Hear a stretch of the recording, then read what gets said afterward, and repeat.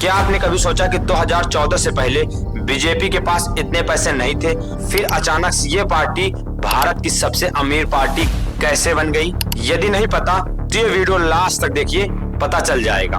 2014 से पहले कांग्रेस और बीजेपी के फंड में कोई ज्यादा अंतर नहीं, लेकिन 2014 के बाद बीजेपी का फंड सभी कंपनियों से कई गुना ज्यादा हो गया। इतनी जल्दी ये पार्टी के पास इतना पैसा कहां से आया? चलो अब मेन पॉइंट की बात करते हैं कि पैसा आया तो आया कहां से।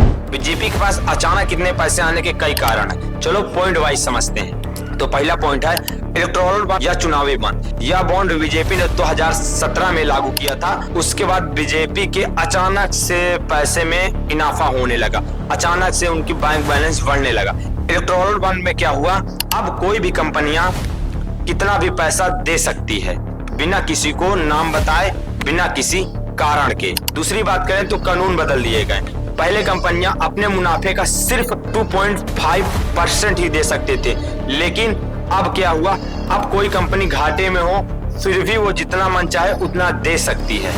एक सोचने वाली बात है, अगर कंपनी घाटे में है फिर भी सरकार को चंदा कैसे दे पा रही है? इस पर आप लोग कमेंट बॉक्स में जरूर बताइएगा। इसका मतलब साफ है, कंपनी ने सरकार से लोन लिया, सरकार ने लोन माफ कर दिया। आधा पैसा कंपनी का, आधा पैसा सरकार का। पैसा गया तो गया किसका? आम जनता का।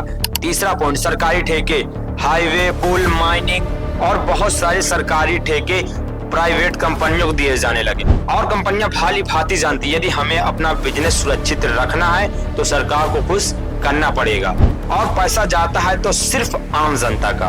अब चौथा और सबसे इंपॉर्टेंट पॉइंट, जांच एजेंसियों का डर खत्म।